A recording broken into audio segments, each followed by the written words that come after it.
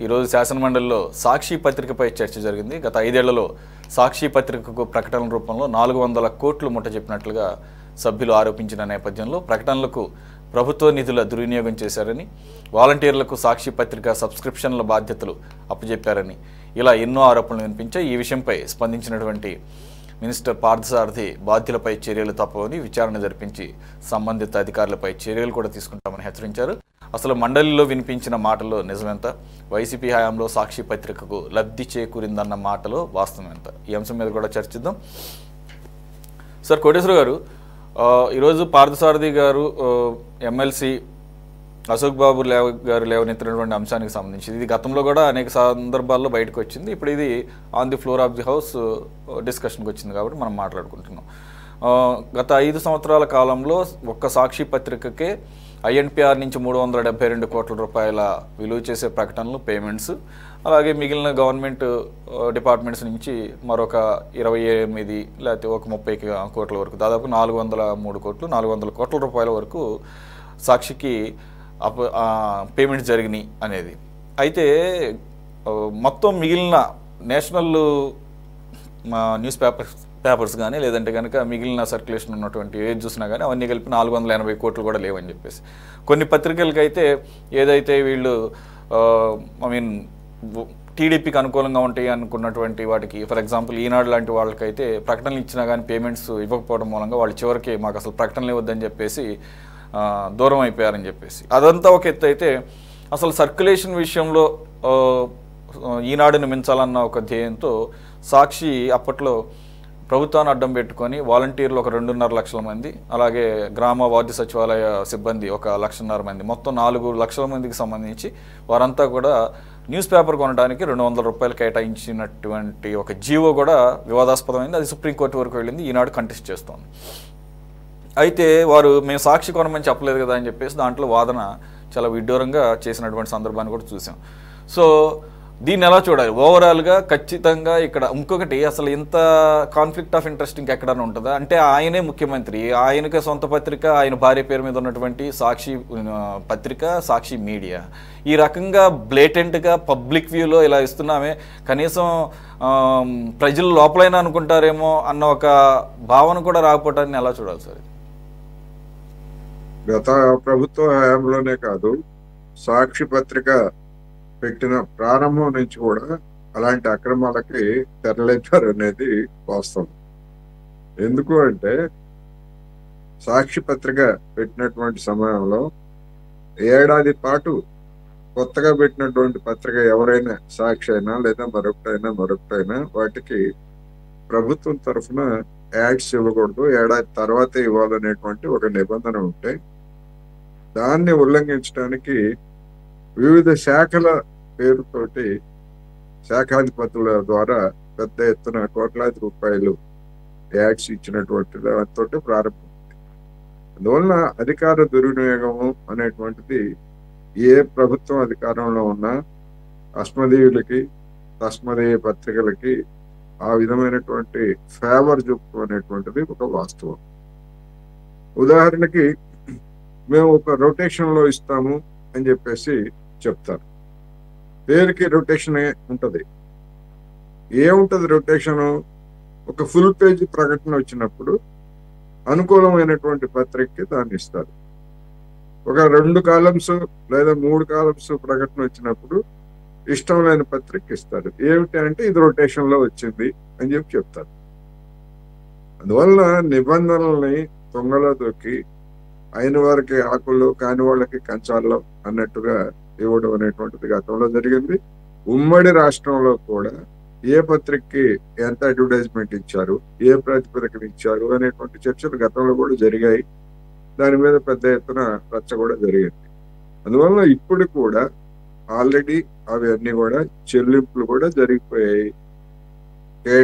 ఎట్లా ఇచ్చినా ఏమైనా ఇప్పుడు వాటన్నింటినీ మళ్ళా రికవరీ చేయడం అనేటువంటిది నాకు తెలిసినంత వరకు అది జరిగేటువంటి వ్యవహారం కాదు.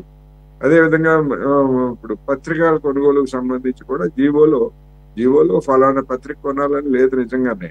కానీ దాని ఉద్దేశం ఏమిటి?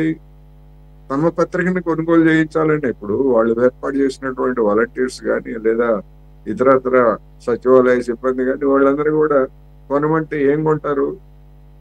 అధికార పార్టీ పత్రికను కొంటారా, లేకపోతే ప్రతిపక్ష పత్రికను కొంటారా? అనుకోండి, దాని వెనకాల ఉన్నటువంటి ఉద్దేశం అదే. కానీ డెఫినెట్ గా అటువంటి లోపాలు మళ్ళా జరగకుండా, ఆ విధమైనటువంటి ఫేవరెటిజము లేకపోతే ఇంకోటి జరగకుండా చర్యలు తీసుకోవాల్సినటువంటి నెసెసిటీ ఉంది. ఒకవేళ అటువంటిది ఏదన్నా జరిగేట్లయితే ఇప్పుడు ఎవరు బాధ్యులు అవుతారు? అల్టిమేట్ గా అధికారులుగానే బాధ్యులు చేస్తారు. మరి చేసేటువంటి సత్తా ఈ ప్రభుత్వానికి ఉంటుందా అనేటువంటిది పెద్ద సమస్య. అందుకని ఒక పూల్ ప్రూఫ్ విధానాన్ని నిర్ణయించడం కూడా కష్టమే. ఎందుకంటే దాన్ని నేను చెప్పినట్టుగా ప్రాక్టికల్ గా జరిగింది. అది పెద్ద యాడ్ ఫలానా పత్రికకి మనం ఇవ్వాలి రొటేషన్ లో, ఈ పత్రికకి ఇవ్వాలా, అయితే పెద్ద యాడ్ని ఆపండి, ఒక చిన్న యాడ్ని తీసుకురండి, ఆ చిన్న యాడ్ వీళ్ళకి ఇద్దాం ఏదన్నా అంటే నిబంధన, ఫలానా పత్రిక వచ్చింది ఈ రొటేషన్ లో, ఆ సమయానికి ఇది ఉంది, ఇది ఇచ్చాం, అంతే కదా. మీకు ఏది ఇస్తే ఏ రొటేషన్ లో ఏది వస్తే అది. ఇట్లాంటి కథలన్నీ కూడా గతంలో కూడా జరిగాయి, గతంలో తెలుగుదేశం హయాంలో కూడా జరిగాయి. అందువలన ఫేవరెటిజం అనేటువంటిది పత్రికల పట్ల డెఫినెట్ గా ఉంది. అది సాక్షికి మరింత బరితెగించి చేశారు. ఎందుకంటే సర్క్యులేషన్ కూడా దాన్ని విస్తరింపజేశారు అనేది అందరికీ తెలిసినటువంటి సత్యం. కానీ మరి ప్రభుత్వం దీని మీద ఒకవేళ ఏదైనా నిర్దిష్టమైనటువంటి కార్యాచరణ తీసుకొని విచారణ జరిపి లేదా ఆ దుర్వినియోగమైనటువంటి సొమ్ముని రికవరీ చేస్తారంటే ఎవరికి అభ్యంతరం ఉండదు. కానీ అది చేయగలుగుతుందా, చట్ట ప్రకారం అటువంటి అవకాశాలు ఉన్నాయా లేదా అనేటువంటిది చూడాలి. లేకపోయేట్లయితే ఏమవుతుందంటే అది కనుక వీగిపోయే విధంగా కనుక ఉండేట్లయితే మనం చూస్తున్నాం. ఇప్పుడు ఆ కాకినాడ సీపోర్టు వ్యవహారంలో జడ్జి ఏ విధమైనటువంటి కామెంట్స్ చేశాడో, అసలు ఎఫ్ఐఆర్ కూడా నమోదు కాకముందే సిఐడి దర్యాప్తు జరగటం ఏంటని చెప్పేసి ఆయన కామెంట్ చేసినట్టుగా కూడా న్యూస్ వచ్చింది. అందుకని అలాంటి తొందరపాటు వ్యవహారాలు చేస్తే అది ప్రభుత్వానికి కూడా అది పరువు తక్కువ అవుతుంది. డెఫినెట్ గా అక్రమాలు సాక్షి అయినా, ఆంధ్రజ్యోతి అయినా, ఈనాడైనా, లేకపోతే ఇంకోటి ఏ పత్రిక అయినా కానీ అక్రమాలంగా వాటికి కనుక కేటాయింపులు జరిపితే విచారణ జరపాల్సిందే, నిజాలు నిగ్గు తేల్చాల్సిందే. ఏదైనా రికవరీకి అవకాశం ఉంటే ఎంత వస్తే అంత రికవరీ చేయాల్సిందే అనేది అభిప్రాయం. రైట్, ఖచ్చితంగా చేయాల్సిన అవసరం ఉంది. ఇక్కడ మీరు అన్నట్లు 200 రూపాయలు సర్క్యులేషన్ పరంగా సాక్షి కొనడానికి కావాల్సినటువంటి అన్ని రకాల జాగ్రత్తలు తీసుకున్నారని చెప్పేసి అర్థమవుతుంది పరీక్షిస్తే. నెలకి ఒక పత్రికకి సబ్స్క్రిప్షన్ తీసుకోవాలంటే ఫర్ ఎగ్జాంపుల్ హైయెస్ట్ సర్క్యులేషన్ ఉన్నటువంటి ఈనాడుని కొనాలంటే కనుక 206 రూపాయలు 208 రూపాయలు అవుతుందంట సార్. కొన్ని నెలల క్రితం నేను చదివింది ఇది. ఎప్పుడు సుప్రీంకోర్టులో ఇది కంటెస్ట్ చేసినప్పుడు ఈనాడు వారు ఈ వాదనలన్నీ వచ్చినాయి. చైతన్య గారు చెప్పండి, 206 రూపాయలు అంటే యాక్చువల్గా ఏంటి, ఫెయిర్ ప్లే ఇవ్వాలి అంటే అందరికీ కూడా ఈక్వల్ గ్రౌండ్ ఇవ్వాలి కదా ఏదైనా కానీ కంటెస్ట్ చేయడానికి. ఇప్పుడు హైయెస్ట్ పత్రిక ఏది, హైయెస్ట్ కాస్ట్ ఏది అనే దాన్ని కూడా దృష్టిలో పెట్టుకొని ఒకవేళ 210 అయితే 210 రూపాయలు ఇవ్వాలి, 220 రూపాయలు అయితే 220 రూపాయలు కేటాయించాలి. అప్పుడు మీరు అన్నట్టు జీవోలో సాక్ష్యాన్ని మీరు పెట్టకపోయినా మీ అంతర్గతంగా మీకు ఉన్నటువంటి భావన ఏంటో అందరికీ తెలుసు కాబట్టి సాక్ష్యం కొంటారు. కానీ అట్లీస్ట్ కేటాయించేటప్పుడు కూడా ఆలోచించుకోవాలి కదా. ఒకవేళ ఒక వాలంటీర్ కానీ లేకపోతే గ్రామ సచివాలయ సిబ్బంది కానీ సాక్షి కాకుండా వేరేది ఏమన్నా ఫర్ ఎగ్జాంపుల్ ఈనాడు కొనాలనుకుంటే 210 రూపాయలు పెట్టాలనుకోండి, 10 రూపాయలు జేబుల నుంచి పెట్టాడు కదా, ఇదేం సొంత అతనేం కావాలని కొనుక్కుంటాను. మరి అదే సాక్షి 176 రూపాయలకో 180 రూపాయలకో వస్తుందట, అప్పుడు ఉన్నటువంటి రేట్లు చెప్తున్నా నేను. మరి ఆ రకంగా 200 రూపాయలు నువ్వు కేటాయించావంటే మరి ఆబ్వియస్గా సాక్షికే వెళ్తాడు కదా. ఆ రకంగా చూసినా కానీ ఇది ఏ రకంగా జీవాన్ని నువ్వు సమర్థించుకుంటూ అంత నిస్సిగ్గుగా మేము సాక్షి కొనమనలేదు కదా అని చెప్పటం. ఈనాడు సర్క్యులేషన్ ఎందు గురించి ఇది ఈ తాపత్రయం అంతా? ఈనాడుకి ప్రకటనలు ఇవ్వటం ఇష్టం లేదు, కానీ యాజ్ పర్ రూల్స్ ఏంటి, ఏబీసీ అనే ఒక సంస్థ ఇస్తుందంట సర్క్యులేషన్ యొక్క అఫీషియల్ ఫిగర్స్. దాని ప్రకారంగా ఎవరైతే హైయెస్ట్ సర్క్యులేషన్ ఉంటుందో వాళ్ళకి ఏ ప్రకటన అయినా ఇవ్వాలనుకుంటే దాంట్లో 100 రూపాయలు ఖర్చు పెడితే 50 రూపాయల వరకు ఆ పత్రికే ఇవ్వాలి. ఆ తర్వాతే ఏ పత్రిక అయినా ఇచ్చేది వాళ్ళ ఇష్టం అది. కాబట్టి సాక్షికి రావాలి అనుకుంటే ముందు ఈనాడుకి ఇవ్వాల్సినటువంటి అనివార్యమైన పరిస్థితిని తప్పించుకోవడానికి సర్క్యులేషన్లో టాప్లోకి తీసుకువెళ్ళడానికి ఈ రకమైనటువంటి చర్యలకు ఉపక్రమించి ఒక్కసారిగా 4 లక్షల మంది సిబ్బంది చేత తన సొంత పత్రిక సాక్షిని కొనిపించేటటువంటి ఒక దుశ్చర్యకు పాల్పడటం, అది కూడా ప్రజాధనాన్ని, మరి నాకు తెలిసి అయితే ఇంత బ్లేటెంట్గా అవినీతి జరుగుతుందని తెలుసు కానీ అన్ని ప్రభుత్వ హయాంలో జరిగింది, ఈవెన్ గత తెలుగుదేశం ప్రభుత్వ హయాంలో కూడా జరిగింది, ఇంత బ్లేటెంట్గా బరితెగించి ఏమని అనుకుంటారు అనే ఒక బిడియం కూడా లేకుండా ఈ రకంగా జీవోలు ఇస్తారనేది అయితే నేనైతే చూసి ఫస్ట్ టైం ఆశ్చర్యపోయాను. మరి మీరేం చేస్తారు? మీరు కూడా ఇలాగ ఏదో చర్యలు తీసుకుంటాం అధికారుల మీద అని అంటాం కాకుండా సాక్షి పత్రిక ఈ విధమైనటువంటి లబ్ధి చేకూరినప్పుడు ఎందుకు సాక్షి నుంచి రికవర్ చేయకూడదు? ఈడీ అటాచ్మెంట్లు ఎలాగో ఏడ్చినాయి, ఎప్పటికి తేలితే తెలియదు. అక్కడ బీజేపీతో ఉన్నటువంటి సత్సంబంధాలతో ఆయన ఇప్పటికీ కూడా ఈడీ సిబిఐ కేసులు అట్లాగే వచ్చినాయి. మరి మీరేమన్నా కాస్త ప్రొయాక్టివ్గా ముందుకు వెళ్ళి మరి ప్రజాధనం కాబట్టి రికవరీ మార్గం ఏమైనా ఆలోచిస్తారు లేదా? ముందుగా అండి, అసలు మీడియా ప్రజలపైన ఎంత పెద్ద ఎత్తున ప్రభావితం చూపిస్తుంది అనేది మన దేశ స్వతంత్రం కాడి నుంచి ఈనాటి వరకు కూడా చూసుకుంటే, ఒక పత్రిక, ఆ పత్రికలో వచ్చే కథనాలు కానీ అవి నిజమా అబద్ధం అనే పక్కన పెడితే ప్రజలని అనేక అంశాల్లో ప్రభావితం చేయగలిగినటువంటి వ్యవస్థ మీడియా. అది ఎలక్ట్రానిక్ మీడియా కావచ్చు, ప్రింట్ మీడియా కావచ్చు. రాజశేఖర రెడ్డి గారు ముఖ్యమంత్రి అయిన తర్వాత ఆ రోజు ఉన్నటువంటి అధికారులను అడ్డు పెట్టుకోవడం, లేకపోతే మర్యాదకు అవకాశాల కోసం సాక్షి అనే పత్రికను పుట్టించడం జరిగింది. సాక్షి పత్రిక పుట్టించినప్పటి నుంచి తెలుగుదేశం పార్టీ అనుకూల పత్రికలను కొన్ని వీలేదో అనుకుంటా ఉన్నారో ఆ పత్రికలకు ధీటుగా సాక్షిని పెంచాలి అన్నది ఒక కాన్సెప్ట్ గా జగన్మోహన్ రెడ్డి ముందుకెళ్ళాడు. దానికి తోడు అధికారం వచ్చిన తర్వాత ఖచ్చితంగా ఈ రాష్ట్రంలో ఒకే పత్రిక ఉండాలి, అది సాక్షి మాత్రమే ఉండాలి, ఇంకే పత్రికలు ఉండకూడదు. ప్రజలు ఎవరైనా సరే ఏదైనా వార్తలు చూస్తే సాక్షిలో మాత్రమే వార్తలు చూడాలి, సాక్షి టీవీ మాత్రమే చూడాలి. దీనికి కావాల్సినటువంటి అనేక నిబంధనలు, అది అధికారికంగా కావచ్చు, అనధికారికంగా కావచ్చు, ఆంధ్రప్రదేశ్ రాష్ట్రంలో 2019 నుంచి 24 వరకు ప్రభుత్వ ఒత్తిడులతో, వైకాపా నాయకుల యొక్క బలవంతంతో జరిగినటువంటి అనేక సందర్భాలు ఈ రాష్ట్రంలో చూసాం. ఆ ప్రయత్నాల్లోనే గ్రామాల్లో పనిగట్టుకుని సాక్షి పేపర్ మాత్రమే మీరు కొనాలని చెప్పని నిబంధనలు విధించి, మరి కేవలం వాలంటీర్లో సచివాలయంలో కాదండి, సాధారణ ప్రజానీకం దగ్గర కూడా సాక్షి కొనకపోతే మీకు పింఛన్లు ఇవ్వం, సాక్షి పేపర్ మీ ఇంటికి రాకపోతే మీకు లోన్లు ఇవ్వం, సాక్షి పేపర్ మీకు రాకపోతే ప్రభుత్వం సంబంధించిన సంక్షేమ పథకాలు మీకు అందించవు అని చెప్పిన స్థానిక నాయకత్వాలు బెదిరించి మరీ సాక్షి పేపర్ గురించారండి. ఆ సర్క్యులేషన్ పెంచుకోవడం కోసం ఈనాడుకో, ఆంధ్రజ్యోతికో, లేకపోతే మరో పత్రికకో ఎటువంటి ప్రకటనలు ఇవ్వకుండా ప్రకటనలో మెజార్టీ కోట కేవలం సాక్షి పత్రికే వస్తే ఆ ప్రకటనకి ఇవ్వాల్సినటువంటి డబ్బులు కూడా ప్రభుత్వం ఇస్తుంది. ప్రభుత్వం తిరిగి మళ్ళీ సాక్షిగా పోతాయి. ఖజానా నుంచి ఖాళీ చేసి తిరిగి మళ్ళీ జగన్మోహన్ రెడ్డికి ఏ విధంగా డబ్బు పోవాలనే అంశాన్ని ప్రధాన పరిగణనకు తీసుకున్నారండి. సాక్షి పత్రికకి 400 కోట్ల రూపాయల పైన ప్రకటనలు ఇచ్చినటువంటి ప్రభుత్వం కొన్ని పత్రికలకి ప్రకటనలు ఇవ్వడమే మానేశారండి. ఈనాడుకో కొన్ని పత్రికలకి ప్రకటనలు ఇచ్చినప్పుడు కూడా ఈ రోజున కూడా నిధులు వాళ్ళకి చెల్లించలేదండి. మరి ఆంధ్రజ్యోతిని గారైతే ఎంత దారుణంగా వీళ్ళు ఇబ్బంది పెట్టారో గత 5 సంవత్సరాలు మనం చూసాం. ఆంధ్రజ్యోతి, ఏబిఎన్ ఆంధ్రజ్యోతి టీవీని కానీ, TV5 టీవీని కానీ ఆంధ్రప్రదేశ్ రాష్ట్రంలో కేబుల్ ఆపరేటర్లకు చెప్పి మరి రానికుండా చూశారండి. ఇంత దారుణంగా ఒక మీడియా పైన నిబంధనలు ప్రకటించుకుంటూ, కేవలం తన సొంత మీడియాను మాత్రమే అభివృద్ధి పరుచుకుంటూ, తద్వారా కోట్ల రూపాయలు లాభార్జన పొందుతూ, మిగతా వ్యవస్థ నిర్వీర్యం చేస్తూ, అసత్యాన్ని ప్రజలకు చేరవేస్తూ తిరిగి మళ్ళీ ప్రభుత్వం అధికారంలో రావడం కోసంగా కుట్రపూరితంగా పనిచేసినటువంటి ప్రభుత్వం జగన్మోహన్ రెడ్డి ప్రభుత్వం అండి.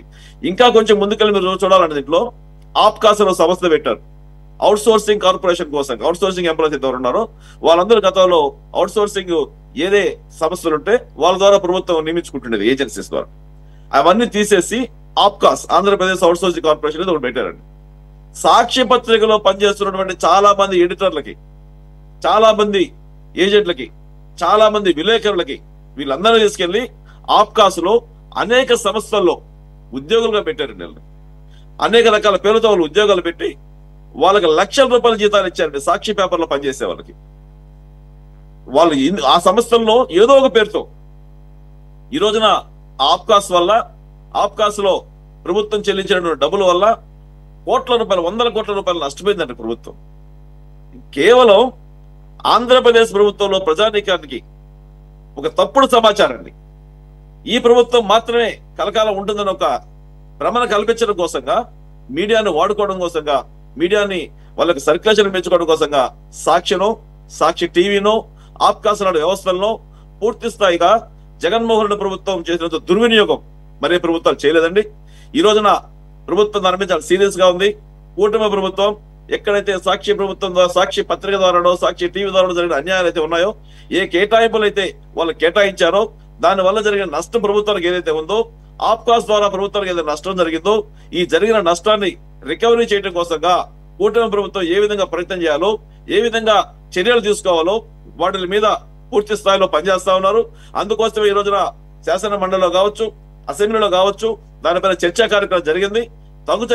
తదుపరి యొక్క చర్యలన్నీ కూడా చట్టం తన పని తాను చేసుకుపోతుంది అంటున్నట్టుగా ఖచ్చితంగా సాక్షి పత్రిక నుంచి ఏదైతే ప్రభుత్వం నష్టపోయిందో ఆ రికవరీ చేయడంలో కూటమి ప్రభుత్వం కట్టుబడి ఉంటుందని మనం తెలియజేస్తున్నామండి. ఓకే చైతన్య గారు. సార్ సైదా గారు,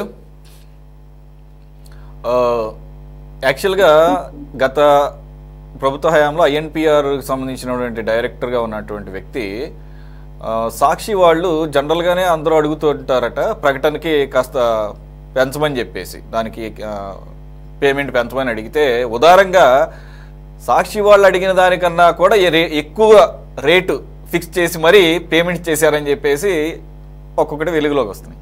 అంతేకాదు జీవీ రెడ్డి గారు కానీ, లేకపోతే డిజిటల్ కార్పొరేషన్కి సంబంధించిన వాళ్ళు కానీ ఈ మధ్యకాలంలో బయటపెట్టింది చైతన్య గారు చెప్పినట్లు సాక్షి పత్రికలోనో లేదంటే కనుక వైసీపీ అనుకూలమైన మీడియాల్లో, యూట్యూబుల్లో పనిచేసే వాళ్ళందరికీ కూడా ఈ డిజిటల్ కార్పొరేషన్ అనో, లేదంటే కనుక ఈ ఏపీఎస్ఎఫ్ఎల్ అనో, ఐఎన్పిఆర్ అనో, వీటిల్లో అవుట్సోర్సింగ్ ఎంప్లాయీస్గా తీసుకొని వాళ్ళు అసలు ఆఫీసులకు వచ్చేది లేదు, సత్యం లేదు, వాళ్ళు ఎక్కడ పనిచేస్తారో తెలియదు. కొంతమంది అయితే వాళ్ళ పర్సనల్ అసిస్టెంట్స్ అని, డ్రైవర్స్ అని చెప్పేసి వాళ్ళకి ఉన్నటువంటి పర్సనల్ స్టాఫ్ను కూడా ఈ రకంగా ప్రభుత్వ ధనాన్ని పంచిపెట్టారు అనేది ఈ మధ్యకాలంలో నంబర్స్తో సహా బయటకు వచ్చినాయి.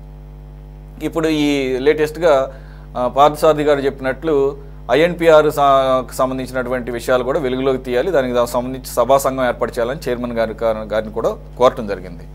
సో ఇవన్నీ కూడా సభా సంఘాలు వేయటం, సిఐడీలు వేయటం, లేకపోతే కనుక ఎంక్వైరీలు చేయటం, ఇవన్నీ అంతవరకే కనపడుతుంది తప్ప నిజమైన చర్యలు తీసుకొని ఈ రికవరీ ఏదైతే నష్టం జరిగిందో ప్రభుత్వానికి, ఆ ప్రభుత్వ ఖజానాకు ఆ రికవరీ అయ్యే అవకాశాలు ఏమైనా ఉంటాయి అసలు సభా సంఘాలు వేయటం ద్వారా కానీ ఏదన్నా కానీ, లేదంటే ఓన్లీ చర్యలు తీసుకోవడానికో లేదా పలానా వాళ్ళు దోషులు అని చెప్పేసి తేల్చడం అంతవరకేనా?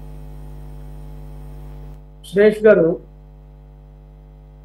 మనం గత 5 సంవత్సరాల పరిపాలనా కాలంలో, జగన్మోహన్ రెడ్డి గారి పరిపాలనా కాలంలో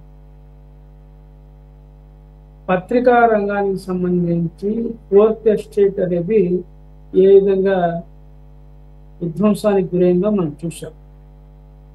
పత్రికల మీద ఆంక్షలు విధించడంతో పాటు పత్రికాధినేతలను కూడా మరి జైలుకు పంపించేటువంటి పరిస్థితులు కూడా మనం చూసాం.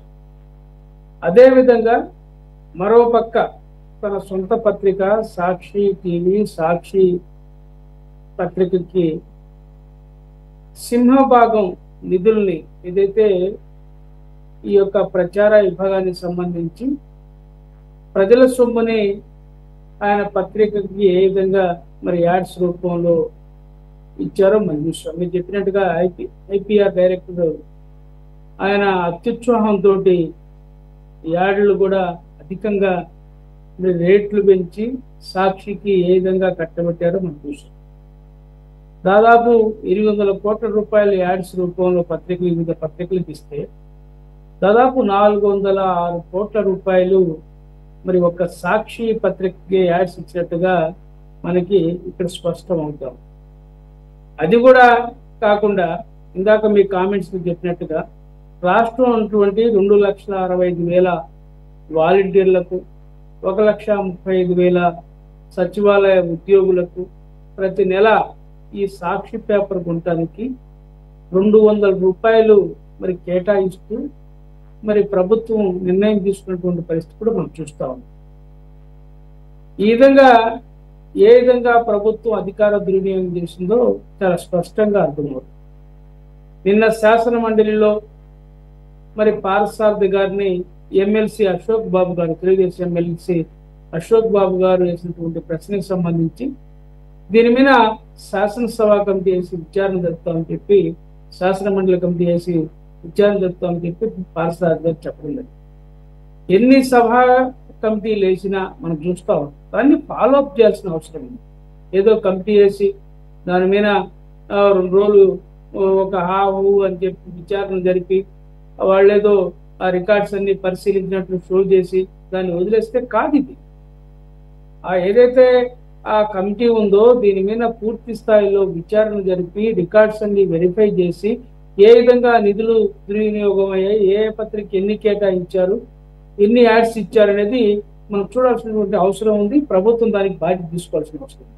ఎందుకంటే వీళ్ళు ప్రచారం ఎక్కువ, పని తక్కువ అన్నట్టుగా నాకు అనిపిస్తా ఉంది. ఇది వాస్తవం, మనం మాట్లాడుకోవాలి.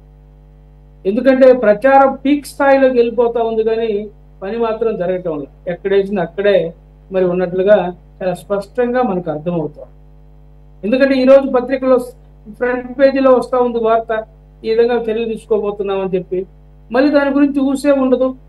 ఎప్పుడో మళ్ళీ ఇంకా 5-6 నెలలకో 10 సంవత్సరానికో ఎక్కడో మళ్ళీ మెరిసింది వార్త.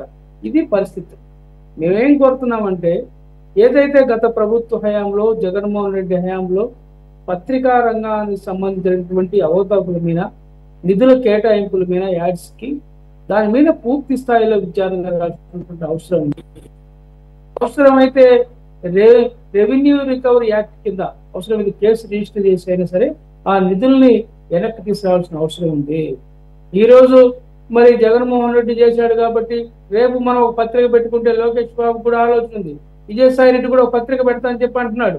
రేపు మనం కూడా ఇచ్చుకుంటే పరిస్థితులు ఏంటి, మనకు కూడా అదే పరిస్థితి వస్తుంది కదా, ఎందుకని చెప్పి దొంగలు ఊరు పంచుకున్నట్టుగా ఆలోచన చేయకుండా, ఇది ప్రజల సొమ్ము, అత సొమ్ము అల్లుడుగా చేసినట్టుగా మీకేముంది హక్కు? ఇది ప్రజలు పన్నుల రూపంలో, కష్టార్జితం పన్నుల రూపంలో చెల్లినటువంటి సొమ్ముని ఈరోజు సాక్షి పత్రికో ఇంకో పత్రికో మీరు దోచి పెడతా ఉంటే, మీరు శాసనసభ్యులై ఉండి, శాసన మండలి సభ్యులై ఉండి, ప్రభుత్వాతి నేతలై ఉండి దీని మీద మీరు విచారణ జరిపి చర్యలు తీసుకోవాల్సింది పోయి, ఏదో ఒకరోజు ఒక ప్రశ్న అడిగేబట్టుగా అశోక్ బాబు గారు ఆ ప్రశ్న అడగకపోతే అది కూడా ఉండదు. ఎందుకంటే పరిస్థితులు ఈ విధంగా తయారైపోయినాయి దీనికి. ఎందుకంటే దీని మీద ఒక టీం ఒకటి ఉండాల్సిన అవసరం ఉంది అన్ని రంగాల్లో. ఈ యొక్క గత 5 సంవత్సరాల జగన్మోహన్ రెడ్డి పరిపాలనలో ఏ రంగంలో ఏ విధంగా నిధులు దుర్వినియోగం జరిగాయి, వాటి మీద పూర్తి స్థాయిలో ఎక్స్పర్ట్స్ టీంని ఏర్పాటు చేసి అప్డేట్గా ఎప్పటికప్పుడు ఎవరో ప్రశ్నిస్తే, లేకపోతే సురేష్ గారు దీని విషయాన్ని లేవనెత్తారు కాబట్టి మాట్లాడదాం, లేకపోతే సైదా ఈ విషయాన్ని ఎత్తాడు కాబట్టి దీని మీద డిస్కస్ చేద్దాం అనేటువంటి ఆలోచన కాదు. ప్రభుత్వమే ఏ రంగాల్లో అవినీతి జరిగిందో వాటన్నిటి మీద ఒక ఎక్స్పర్ట్స్ టీం వేసి దీని మీద విచారణ జరగాల్సిన అవసరం ఉంది. వేలాది కోట్ల రూపాయలు మరి ప్రభుత్వ సొమ్ము దుర్వినియోగం జరిగింది. దాదాపు 10 లక్షల కోట్ల రూపాయలు అప్పు ఉందని చెప్పి ఈ రాష్ట్ర ప్రభుత్వం చెబుతా ఉంది. ఆయన మనం చూసినట్టే సంక్షేమ పథకాలకు ఆయన కేటాయించినంత దాదాపు 167 కోట్లు, దాదాపు 200 కోట్లు అనుకుందాం, 2 లక్షల కోట్లు అనుకుందాం. ఈ 8 లక్షల కోట్లు ఏమైపోయినాయి? దీనికి లెక్కలు చెప్పాల్సిన అవసరం ఉంది. వీటన్నిటి మీద కూడా మన పూర్తి స్థాయిలో విచారణ జరగాల్సిన అవసరం ఉంది. ఎందుకంటే మనం చూస్తూ ఉన్నాం ఎందుకు ఈ విధంగా జరుగుతూ ఉంది, ప్రజల సొమ్మును ఏ విధంగా దుర్వినియోగం చేస్తూ ఉన్నారు. దీని మీద మరి పూర్తి స్థాయిలో ప్రభుత్వం ఆలోచించాలా. సాక్షి నుంచి, సాక్షి టీవీ నుంచి, సాక్షి పేపర్ నుంచి వాళ్ళు అదనంగా నిధులు కేటాయించినట్లు పరిస్థితి మనకు అవగతమైతే మనం చూస్తూ ఉన్నాం. లెక్కలు చెప్తా ఉన్నాయి, దాదాపు 406 కోట్లు యాడ్స్ కేటాయించారని. మరి మిగతా పత్రికలు ఉన్నాయి, చిన్న పత్రికలు ఉన్నాయి, పెద్ద పత్రికలు ఉన్నాయి, అలాగే విశాలాంధ్ర, ప్రజాశక్తి, ఆంధ్రప్రభ, వార్త, మరి ఇలాంటి అనేకమైనటువంటి పత్రికలు, అలాగే చిన్న పత్రికలు ఉన్నాయి, యూట్యూబ్ ఛానల్స్ ఉన్నాయి, అలాగే ఎలక్ట్రానిక్ మీడియా ఉంది, అలాగే ఈనాడు, ఆంధ్రజ్యోతి లాంటి పత్రికలు ఉన్నాయి, పెద్ద సర్క్యులేషన్ పత్రికలు. వాటి కేటాయింపుల మీద ఒక కమిటీ వేసి పూర్తి స్థాయిలో విచారణ జరగాల్సిన అవసరం ఉంది. ఎందుకంటే ఏదో తూతూ మంత్రంగా ఏదో అశోక్ బాబు ప్రశ్న వేశాడు కాబట్టి దాని గురించి విచారిద్దాం, ఒక కమిటీ వేద్దాం అని చెప్పి చేతులు దులుపుకోవడం సమంజసం కాదు. Right sir. దీన్ని మళ్ళా దీని మీద పూర్తి స్థాయిలో విచారణ జరిగి ఏదైతే అవినీతికి జరిగిందో, దీని మీద అక్రమాలు జరిగాయో, దీని మీద రెవెన్యూ రికవరీ యాక్ట్ కింద ఆ సంస్థ మీద కేసు రిజిస్టర్ చేసి ఆ నిధులన్నీ కూడా రికవరీ చేయాలని చెప్పి మేము కాంగ్రెస్ పార్టీ తరఫున మేము డిమాండ్ చేస్తాం. సార్ ఆంజనేయులు గారు కంక్లూడ్ చేసేయండి. అసలు యాక్చువల్గా నాకైతే తెలియదు, ఎవరైనా చెప్పొచ్చు. జనరల్గా ఒక న్యూస్ పేపర్ కానీ ఒక న్యూస్ ఛానల్ కానీ ఒక వ్యక్తికి సంబంధించినట్లుగా, ఒక పార్టీకి సంబంధించినట్లుగా, పార్టీకి ఫేవర్గా ఉండటం చూసాం. కానీ ఒక వ్యక్తి ఫోటో, అది కూడా ఒక రాజకీయ నాయకుడు ఫోటో పెట్టుకొని ఉన్నదాన్ని అసలు వార్త సరిగ్గా ఇస్తుంది, కథనం సరిగ్గా ఉంటుందని అసలు ఎలా నమ్మొచ్చు అనేది నా బేసికల్ ఫస్ట్ నుంచి నాకు ఉన్నటువంటి డౌట్ అనమాట. అంటే ఎప్పుడైతే నేనైతే ఇంతకుముందు ఎక్కడ చూడలేదు, ఏమన్నా మేబీ అలాంటివి ఉన్నాయంటే చెప్పొచ్చు. అంటే రాజశేఖర రెడ్డి గారి ఫోటో ఉండటం అన్నమాట. అది ఈ మధ్యకాలంలో నాకు చూసినంత వరకు కొన్నాళ్ళు ఆయన ఫోటోని కనపడలేదు నాకు సాక్షి టీవీలో, మళ్ళీ ఈ మధ్య కనపడతా ఉంది. మరి ఏమన్నా చేంజెస్ చేశారా, లేకపోతే అది ఏమన్నా పీరియాడిక్ టైం పీరియడ్ ఏమైనా మార్చారో తెలియదు అనమాట. సో అంటే నేను ఎందుకు చెప్తున్నానంటే, ఒక క్రెడిబిలిటీ, ఇప్పుడు ఏదైనా ఒక న్యూస్ పేపర్ ఎందుకు చదువుతాం మనం, న్యూస్గా ఇస్తారన్న ఒక నమ్మకంతో. సరే ఇప్పుడు అది తగ్గిపోయినా కానీ ఎంతో కొంత, కానీ పర్టికులర్గా we belongs to this party, we belong to this person అని అనుకున్నప్పుడు అసలు మా చదివేవాళ్ళు కానీ చూసేవాళ్ళు కానీ అసలు ఏ రకమైన క్రెడిబిలిటీతో చూస్తారనేది నాకు బేసిక్ క్వశ్చన్. ఆ రకంగానే ఇప్పుడు కేటాయింపులు కూడా జరిగినాయి. ఇప్పుడు ఆ రకంగానే బ్లేటెంట్గా పత్రికను కొనిపించడం కానీ, సర్క్యులేషన్ బలవంతంగా పెంచుకునే కార్యక్రమం కానీ, లేదంటే ప్రకటనలు ఇచ్చుకోవడం కానీ, పేమెంట్లు చేయటం కానీ, మిగిలిన వాటికేమో అసలు ఇవ్వకుండా ఉండటం కానీ, ఒకవేళ ఇచ్చిన ప్రకటనలకి పేమెంట్లు చేయకుండా ఆపటం కానీ, విసిగిపోయి కొన్ని పత్రికలు మాకు అసలు ప్రకటనలే వద్దని చెప్పేసి పక్కకు తప్పుకోవటం కానీ, ఇలా ఒక ప్రభుత్వంలో ఉన్నటువంటి వ్యక్తులు తమకి పర్సనల్గా ఉన్నటువంటి పేపర్లకి, న్యూస్ ఛానల్స్కి రకమైన కేటాయింపులు గతంలో ఎప్పుడన్నా చూసామా? గతంలో పత్రికలు పెట్టిన తర్వాత ప్రభుత్వాలకు అనుకూలంగా పత్రికలు మారటం అనేది ఉంది. కానీ సాక్షి పత్రిక ఆ రోజున పుట్టడమే, ఆ రోజున రాజశేఖర రెడ్డి గారు గవర్నమెంట్ రాగానే సాక్షి పత్రిక రావటం, అదే సాక్షి పత్రిక వాళ్ళ అబ్బాయి 5 సంవత్సరాల్లో చేసినటువంటి దోపిడీకి సాక్ష్యంగా కూడా సాక్షి పత్రిక నిలవటం నిజంగా చాలా ఆలోచించదగ్గ విషయం. ఎందుకంటే మీరు ఇప్పుడు టీవీలో చూపిస్తున్నారు, వాళ్ళు ఇచ్చినటువంటి యాడ్లో సాక్షిని ప్రమోట్ చేసుకుంటే ఒక గ్లాస్ కింద పడేయటం, జనసేన జెండాను చూపించటం, లేకపోతే సైకిల్ని వేరే రకంగా చూపించడం, అంటే వీళ్ళ యొక్క మానసిక స్థితికి, వీళ్ళ యొక్క సైకోయిజానికి అర్థం. గతంలో పెద్దలు చెప్పినట్టుగా పత్రికల్లోని వార్తలు ప్రచురించక ముందే పత్రికలు అమ్ముడుపోతాయి అనేవాళ్ళు. కానీ ఈ రోజున అసలు పత్రికలు పెడతంలో యొక్క ఉద్దేశమే, వీళ్ళు ఈ రోజున రాజ్యాధికారం రావాలంటే మనీ, మాఫియా, మీడియా, అట్లాగే మైనింగ్ అనే విధంగా ఈ 4 వ్యవస్థల్ని బేస్ చేసుకుని 2019 సంవత్సరంలో జగన్మోహన్ రెడ్డి గారి గవర్నమెంట్ రావడానికి గల కారణం. అందులో సాక్షి పత్రికని సర్క్యులేషన్ పెరిగితేనే ప్రభుత్వం నుంచి యాడ్స్ ఇవ్వాలనేటువంటి ఉద్దేశంతో వాళ్ళు ఏర్పరచుకున్నటువంటి వాలంటరీ వ్యవస్థను కూడా ఉపయోగించుకున్నారంటే ఎంతకన్నా, అంటే ప్రతి వ్యవస్థని, నేను ఇందాక చెప్పినట్టుగా ప్రహ్లాద్ సినిమాలో ఎందెందు వెతుకున్నా అందెందు కలడాన్ని, ఎక్కడ అవకాశం వచ్చిన కడల్లా కూడా గత ప్రభుత్వం చేసినటువంటి విధానం నిజంగా పత్రికలపై పూర్తి స్థాయిలో మనకి నమ్మకం పోయే విధంగా, పత్రికల యొక్క విలువ పోయే విధంగా గతంలో ఎన్నో త్యాగాలు చేసి పత్రికలు నడిపేవారు. ఆ రోజున కృష్ణా పత్రిక నడపనండి, అలాగే స్వాతంత్ర సమరంలో కూడా పత్రికల యొక్క పాత్ర ఎంతో బలంగా ఉండేది. కానీ మొన్న వచ్చినటువంటి 5 సంవత్సరాల ఎలక్షన్లో నిజంగా సోషల్ మీడియా కనుక లేకపోతే, ఎందుకంటే పవన్ కళ్యాణ్ గారికి కూడా గతంలో మేమందరం మనకు పత్రిక ఉండాలి, మనకు ఛానల్ ఉండాలి అని అంటే కూడా ఆయన, మనం ఛానల్ ద్వారా పత్రికల ద్వారా కాదు, మీరే జన సైనికులే నాకొక మీడియా కింద ఉన్నారు, మీరందరూ కూడా ఒక్కొక్క పేపర్ కింద లెక్క అనే విధంగా ఆయన ఎక్కడా కూడా వాళ్ళు పత్రికలు పెడతానికి కానీ లేకపోతే ఛానల్స్తో లింకప్ అవడానికి కానీ చేయలే. ఎవరన్నా పెట్టుకుని జనసేన విషయాలు కానీ లేకపోతే ప్రభుత్వంపై పోరాటాలను కానీ చూపిస్తూ ఆ పత్రికల యొక్క రేటింగ్స్ పెరిగినాయి తప్పితే ఎక్కడా కూడా జనసేన పార్టీ అనేటువంటిది ఏ పత్రిక కానీ, ఏ మీడియాకి కానీ, ఏ ఛానల్ కానీ సపోర్ట్ చేయలే. అదేవిధంగా గతంలో ఈనాడు పేపర్ అవనండి, అలాగే ఈనాడు ఛానల్ వచ్చిన టైంలో మీకు గుర్తుందో, మనం అప్పుడు దూరదర్శన్ ఉండేది. దూరదర్శన్లో శుక్రవారం నాడు చిత్రలహరి, ఆదివారం నాడు రామాయణమో భారతమో, లేకపోతే సాయంకాలం వచ్చేసరికి సినిమానే తప్పితే ఏముండేది.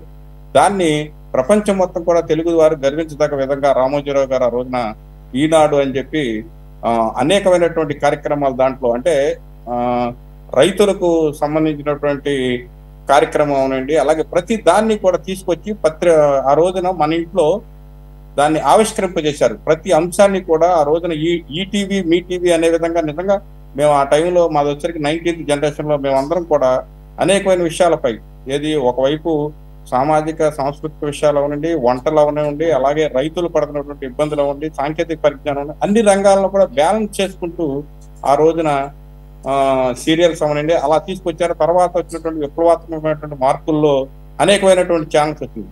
కానీ ఈ రోజున సాక్షి పత్రిక చేసినటువంటి పనికి నిజంగా మీడియాపై గౌరవం అనేటువంటి పోతుంది.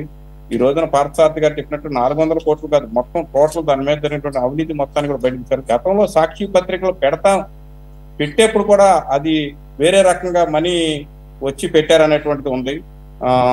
హవాలా టైప్ లో వేరే కింద కేటాయించింది అనేటువంటిది కూడా వచ్చింది. అంటే దాని మీద నాకు పూర్తి వివరణ లేదు కాబట్టి నేను పూర్తిగా చెప్తాను. అంటే ఆ పత్రిక ఆ రోజున ఆ ఛానల్లో వచ్చిన విధానమే అనేకమైనటువంటి అనుమానాలు దారితీసింది. కాబట్టి పూర్తి స్థాయిలో విచారణ జరగాలి. అలాగే భవిష్యత్తులో కూడా ఇప్పుడు ఏదైతే సోషల్ మీడియాలో వచ్చేసినాయి, ఇవాళ పత్రికలకి 1000 కోట్ల రూపాయలు ఇచ్చి యాడ్స్ ఇవ్వాల్సిన అవసరం లేదు. అవసరమైతే ప్రభుత్వమే ఏదన్నా ప్రభుత్వ పత్రికల్లో లేదా ఏదన్నా ప్రభుత్వ ఛానల్స్ నడిపి ప్రభుత్వంలో జరుగుతున్నటువంటి కార్యక్రమాల్ని ప్రభుత్వంలో గత ప్రభుత్వాలు చేసినటువంటి అవినీతిని ఈ ప్రభుత్వాలు చేస్తున్నటువంటి కార్యక్రమాలని కూడా పూర్తి స్థాయిలో ప్రజల ముందు పెట్టే విధంగా ఒక ఛానల్స్ ని కూడా మెయింటైన్ చేసుకోవచ్చు. ఏంటంటే న్యూట్రలైజ్డ్ ఛానల్స్ లాగా కూడా మెయింటైన్ చేసుకోవచ్చు. ఎందుకంటే వీళ్ళకి ఇచ్చేటువంటి ఇన్ని కోట్ల రూపాయలు ఇచ్చేపోవచ్చు. ఎందుకంటే ఇలా సోషల్ మీడియా ప్రతి ఒక్కరి చేతుల్లో ఫోన్ వచ్చేసింది, ప్రతి ఒక్క విషయం కూడా బయటకు వచ్చేస్తుంది. కాబట్టి 1000 కోట్ల రూపాయలని పత్రికలకి అప్పచెప్పి ఆ పత్రికలు ఎలక్షన్ టైం వచ్చేసరికి అటు అంటే ఎట్లా వచ్చేసిందంటే మనం ఇవాళ ఏ పేపర్ కొనాలన్నా కానీ మనం ఏ పార్టీ అయితే ఆ పేపర్ కొనే విధంగా, మనం ఏ పార్టీ అయితే ఆ ఛానల్ చూసే విధంగా తయారైపోవటం నిజంగా మన రాష్ట్రంలో దౌర్భాగ్యం. నాకు తెలిసి ఇంత దారుణమైనటువంటి డివైడింగ్ ఫ్యాక్టర్ లో మనుషుల్ని తీసుకెళ్లిపోయే విధంగా రాజకీయాలు జరగటం అనేటువంటిది మన రాష్ట్రంలో తప్పితే వేరే చోట ఉండదేమని అనుకుంటున్నాను నేను. కాబట్టి ఇప్పటికైనా సరే రేపు వచ్చేటువంటి భవిష్యత్తు మనం మంచి వాతావరణాన్ని ఆవిష్కరించాల్సినటువంటి అవసరం ఉంది. గత 5 సంవత్సరాల్లో జరిగినటువంటి పరిణామాలన్నింటినీ కూడా మనం అనుభవంగా తీసుకుని, అంటే వాళ్ళకి ప్రజలు పూర్తి స్థాయిలో ఎందరు మా చైతన్య గారు చెప్తున్నట్టు వాళ్ళు ఇష్టారాజ్యంగా చేశారన్న, ప్రజలు కూడా వాళ్ళకి ఇష్టారాజ్యంగానే 11 సీట్లకు ఇచ్చేసి యువతలు 90,000 80,000 మెజార్టీ ఇచ్చారంటే ప్రజలు కూడా అదే స్పీడ్ లో రియాక్ట్ అయ్యారు వాళ్ళ మీద. కాబట్టి భవిష్యత్ తరాలకి మనం ఏ విధంగా చూపించాలనేటువంటిది మాత్రం ఈ 5 సంవత్సరాల్లో అవుద్దని నేను చెప్పను. కానీ ఇంకొక 5-10 సంవత్సరాలు అయినా సరే ఒక మంచి పాట కనుక వేయగలిగితే ఈ ఆంధ్రప్రదేశ్ యొక్క రాజకీయాలు గౌరవప్రదంగా ఉంటాయి, ప్రపంచ స్థాయిలో కానీ దేశ స్థాయిలో కానీ కొంచెం ఆలోచింపజేసే విధంగా ఉంటాయి అనేటువంటి. ఎందుకంటే మనం ఎంత అభివృద్ధి చెందామనేటువంటిది కాదు, మనం ఎంత దిగజారిపోయాం కొన్ని విషయాల వలన. గత ప్రభుత్వంలో మహిళలు కూడా కొన్ని వేల మంది మహిళలు ఇక్కడి నుంచి రవాణా జరిగిందని చెప్పి పవన్ కళ్యాణ్ గారు మాట్లాడుతుంటే నిజంగా సిగ్గేసింది. ఎందుకంటే గంజాయి సాగులో కానీ అలాగే భూమి జరిగినటువంటి అక్రమాల్లో కానీ వీటిలో అంటే రాష్ట్రం యొక్క ఉన్నతి ఏదైనా పథకాలు సాధించిన దాంట్లోనో, లేకపోతే ఏదైనా పెద్ద సంస్థలు వచ్చిన దాంట్లోనో, లేకపోతే ఏదైనా ఆర్థిక అభివృద్ధి సాధించిన దాంట్లోనో, లేకపోతే ఏదన్నా మంచి కార్యక్రమాల ద్వారా రాష్ట్రం ముందుకెళ్తుంది అనేటువంటిది పోయి ఈ రోజున 100 కోట్ల రూపాయల భూములు కేటాయింపులు, అట్లాగే వారి సొంత పత్రికలకు 100 కోట్ల రూపాయలు కేటాయింపులు ఇవన్నీ రోజు డిబేట్ చూస్తుంటే మనం అసలు ఎంత దారుణమైన స్థాయిలో దిగజారిపోతున్నాము. రేపు వచ్చేటువంటి భవిష్యత్ తరాలకి రాజకీయాలంటే ఎంత దారుణంగా ఉంటుందా? ఏదన్నా సాఫ్ట్వేర్ ఇంజనీర్ ఉద్యోగం చేసుకుంటే ఒక 50,000 వస్తాయి, ఈ ప్రభుత్వాలతో వీటితో మనకి పనేంటి అనే విధంగా తయారు చేసిన పరిస్థితుల్లో మొన్న కూటమి ప్రభుత్వం మాత్రం ప్రజలందరినీ కూడా ఆలోచింపజేసే విధంగా, అందులో మాత్రం ఏమంటే పవన్ కళ్యాణ్ గారు మాత్రం యువతను కూడా రాజకీయాల్లోకి ఇన్వాల్వ్ చేయటం వల్ల ఏమైందంటే ఎంతో కొంత ప్రజల్లో రాజకీయం మీద చర్చ జరిగింది. అలాగే దార్శనికుడు, అనుభవం ఉన్నటువంటి వ్యక్తిగా ఆ రోజున చంద్రబాబు నాయుడు గారిని పెడతాం ఒక రకంగా రాష్ట్రం గాడిలో పడే పరిస్థితి ఉంది. దీనినే కొనసాగించాలంటే ఇప్పుడు పెద్దలు కోటేశ్వరరావు అందరూ మాట్లాడినట్టు, అట్లా చైతన్య గారు మాట్లాడినట్టు, సైదా గారు మాట్లాడినట్టు మనం ఏ పార్టీ తరపున ఉండా, అంటే నేనైనా మనం అంటే మనం ఎవరైనా సరే రాజకీయ ఏ పార్టీ తరపున ఉండా దాన్ని ఎంతవరకు ఉండాలో అంతవరకు ఉండి భవిష్యత్తు కోసం మనం బ్యాలెన్స్ గా ప్రజల్లో దాన్ని ఇంజెక్ట్ చేయకపోతే భవిష్యత్తులో ఆంధ్ర రాష్ట్రం యొక్క పరువు కానీ అలాగే భారతదేశంలో మనకి గతంలో ఉన్నటువంటి Right. వాల్యూస్ కానీ ఉండవు అనేటువంటిది నా ఉద్దేశం. పత్రికలనే కాదు, ఈ విధంగా రోజుకు 2-3 బయటకు తీసుకుంటే మనం రోజుకు 2-3 చర్చల ద్వారా వెళ్ళొచ్చు ముందు.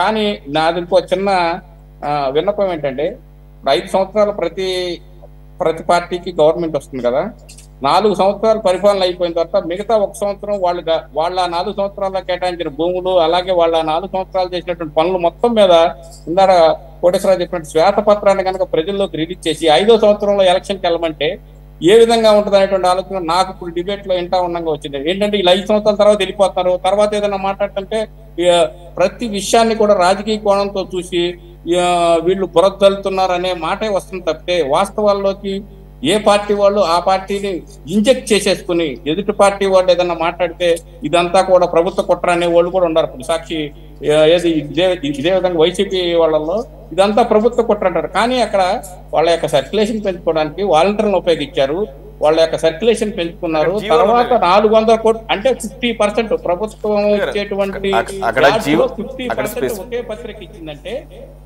ఏంటనేటువంటి ఆలోచన చేయకుండా దాన్ని కూడా పార్టీ వైడ్గా డివైడ్ అయిపోయి ఆలోచించే స్థాయి నుంచి కామన్ గా ఆలోచించే స్థాయికి ప్రజలను తీసుకురావాలంటే 4 సంవత్సరాలు ప్రభుత్వం చేసి ఆ 1 సంవత్సరం మాత్రం వీళ్ళు చేసినటువంటి కార్యక్రమాలన్నింటినీ కూడా ప్రతి రోడ్డు మీదగా డిస్ప్లే లాగా కనుక పెట్టగలిగితే ఎంతో కొంత భయం అనేటువంటిది, జవాబుదారీతనం పెరుగుతుందనేటువంటిది చిన్న ఆకాంక్ష. యాక్చువల్గా అక్కడ తప్పించుకోవడానికి అవకాశం లేదు. అక్కడ అన్ని జీవోలు ఉన్నాయి, అలాగే పేమెంట్స్ రికార్డ్స్ ఉన్నాయి, అఫీషియల్గా అన్నీ ఉన్నాయి. కాబట్టి అక్కడ అసెంబ్లీలో కానీ మండలిలో కానీ చర్చలు జరపడం జరిగింది. దానికి తగ్గట్లుగా ఏ జీవో నంబర్ల ద్వారా ఏమేమి ఇన్స్ట్రక్షన్స్ ఇచ్చారు, సర్క్యులేషన్ పరంగా కానీ ప్రకటనల పరంగా కానీ పేమెంట్ల పరంగా కానీ అన్నీ కూడా క్లియర్గా ఉన్నాయి. Right, anyway thanks for joining. మనకు సమయం లేదు సార్. దీన్ని కూడా రాజకీయ కక్ష, రాజకీయ దురుద్దేశం మాట్లాడే రేపు నుంచి డిబేట్ లో ఉండరంటారా?